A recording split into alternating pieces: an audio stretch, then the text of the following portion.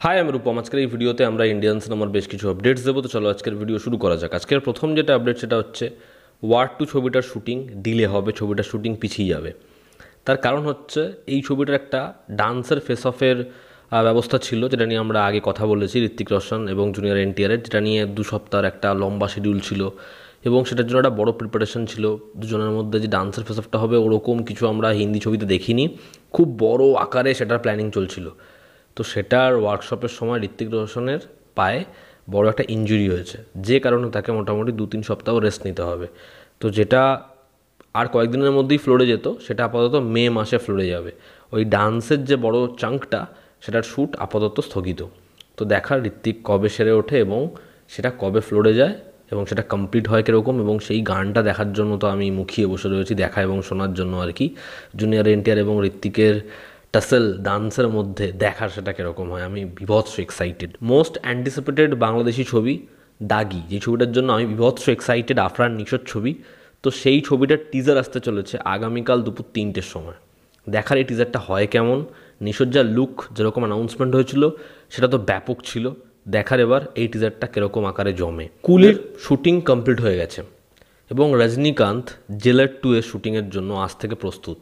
তো দেখার জেলার 2 এর শুটিংয়ের কাজ কতদিন ধরে হয়। নেলসন দিলীপ কুমার এই ছবিটা সময় নিয়ে বানাবে এবং যা এক্সপেকটেশন সেট হয়ে রয়েছে জেলার 2 এর জন্য, সেটাকে চাই আমি ছবিটা ম্যাচ করতে পারুক এবং এটাও বক্স অফিসে ব্যাপক বিজনেস করুক এবং ছবিটা হোকও খুব ভালো। সিকান্দার রিলিজের আগেই অলরেডি প্রফিট করে নিয়েছে।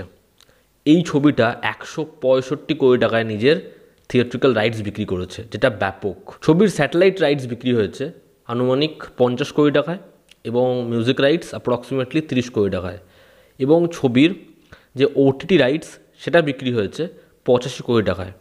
এবার যদি ছবির রেসপন্স বক্স অফিসে খুব ভালো হয় তাহলে সেটা বাড়তে পারে, আর যদি রেসপন্স ভালো না হয় সেটা কমতেও পারে। তো অলরেডি ছবিটা একটা হিউজ টাকার ব্যবসা করে নিয়েছে। এবার দেখার এই ছবিটা বক্স অফিসে কী করে, ছবিটা হয় কেমন। পরবর্তী যেটা আপডেট সেটা হচ্ছে হেরাফেরি 3 স্ক্রিপ্ট নিয়ে। শাম খ্যাত সুনীল শেট্টি সে নিজে জানিয়েছে একটা স্টেটমেন্টে যে সে এই হেরাফেরি 3 এর যে আইডিয়াটা সেটা শুনেছে এবং ছবির ওজি ডিরেক্টর প্রিয়দর্শন সে স্ক্রিপ্টে কাজ করা শুরু করে দিয়েছে, এবং যে আইডিয়াটা সেটা এরকমভাবে অডিয়েন্সকে হুক করবে, ফার্স্ট পার্টের সাথে এরকমভাবে লিঙ্ক হবে যে অডিয়েন্স মজা পেয়ে যাবে। সে শিওর এই ছবিটা ব্যাপক রেসপন্স পাবে, ছবিটা সবথেকে বড় সাফল্য আনবে, হিউজ ব্লকবাস্টার হবে, যেরকম আইডিয়া সে শুনেছে। ছবির স্ক্রিপ্টের কাজ লম্বা সময় ধরে হবে এবং খুব শীঘ্রই এই ছবিটা ফ্লোরে যাবে। তো এটা শোনার পরে আমি তো আশ্বস্ত হচ্ছি ছবিটা খুব ভালো হবে। দেখার হেরাফেরি 3 বক্স অফিসে কী নাম্বার আনে এবং ছবিটা ফার্স্ট পার্টের সাথে কীরকমভাবে লিঙ্কড হয়। পরবর্তী যেটা আপডেট সেটা হচ্ছে রেস 4 নিয়ে। রেস 4-এ অ্যান্টাগনিস্টের চরিত্রে দেখা যেতে পারে সিদ্ধার্থ মালহোত্রাকে, এমনটা আপডেট ইনিশিয়াল এসেছিল। তবে যে আপডেটটা এখন আসছে সেটা শুনে আমি খুব খুশি।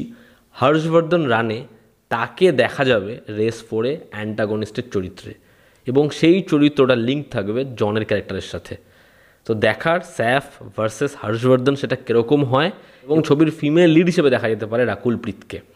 মেবি হর্ষবর্ধনের উল্টো দিকে থাকতে পারে, স্যাফ আলি খানের সাথে নাম শোনা গেলেও মেবি স্যাফের সাথে বড় কোনো অ্যাক্ট্রেসই থাকবে। দেখার এই ছবির কাজ কবে থেকে শুরু হয়, এই ছবিতে হর্ষবর্ধনকে কীরকমভাবে প্রেজেন্ট করে এবং ছবিটা যখন বক্স অফিসে আসে কীরকম কী রেসপন্স পায়। তো এই ছিল আজকের লেটেস্ট আপডেটস। ভালো লেগে থাকলে লাইক করো, শেয়ার করো, সাবস্ক্রাইব করো, তোমাদের কি অপিনিয়ন জানিও। জনতা আমাদের পাশে আছে। আবার দেখা হচ্ছে, টেক কেয়ার।